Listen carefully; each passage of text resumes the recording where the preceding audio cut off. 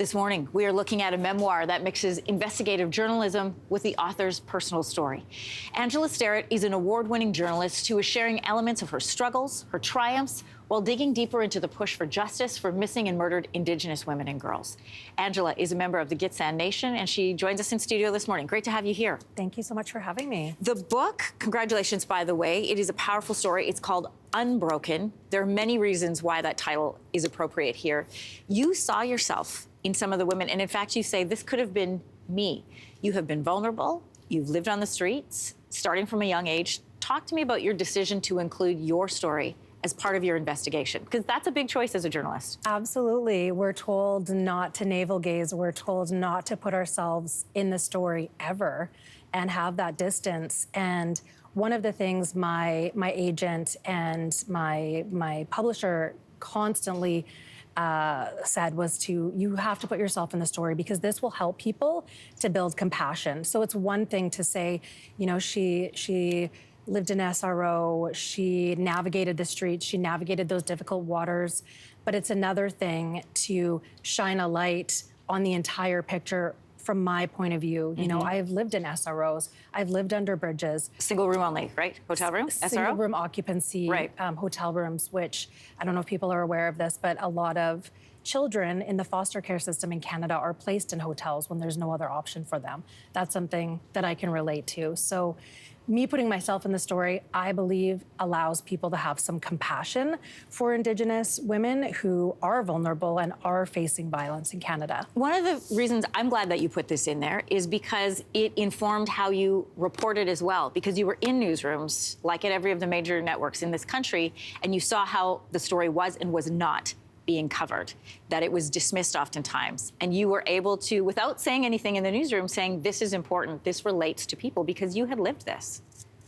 Absolutely. And I think as journalists, right, again, we're told to keep some distance. We're told to not have compassion and not care and not have an interest in the story. But I believe that when you have a connection to the story is going to be stronger because you do have that level of expertise. But this story of missing and murdered Indigenous women in Canada is something that the media has neglected. And I do think it's time for us to have care and have compassion about Indigenous women and girls. You know, you start out the book in a really powerful way. You name women, you name whether or not their killer is known and where they were from. That alone is a huge amount of work. Why did you choose to start that way? I think we need to honor Indigenous women and girls in all the complexity, in all the full dimensional ways that they exist in this life. Often we hear, you know, dead Indigenous teenager, period. And then who she was in her death. But what about who she was in her life? What nation was she from? What were her hobbies? Who were her family? Who were those that loved her? Who did she exist in this life as? And I think that's something that we often neglect in media, is who were Indigenous people, you know, rather than just, you know, a person who deceased. And that was really important to me in honoring, you know, Indigenous women and girls. There's a woman in this book. She stands out as a real force for change. Her name is Gladys Raddick. Her niece, Tamara Chipman, is one of the missing young women that you write about extensively. Talk to me about Gladys. Gladys Raddick was someone who I had met in around 2002, and she said, Ange, there's something going on the Highway of Tears. There's something nefarious going on up there. You've got to investigate this. Her niece, Tamara Chipman, is still missing. She went missing from the Highway of Tears. And Gladys, in around 2006, decided, we're going to have a walk along the Highway of Tears in order to raise awareness about this issue. When her niece went missing, there was scant media attention on this crisis, even though dozens of Indigenous women had at that point gone missing or been murdered along the Highway of Tears, the stretch of highway from Prince Rupert to Prince George in the northern reaches of British Columbia. And after that, she decided we need a national inquiry.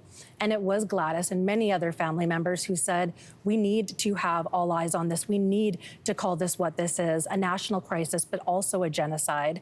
And she marched to Ottawa a number of times to raise awareness. And You know, when I talked to her right before this book was published, I said, how do you feel now that there's been a national inquiry?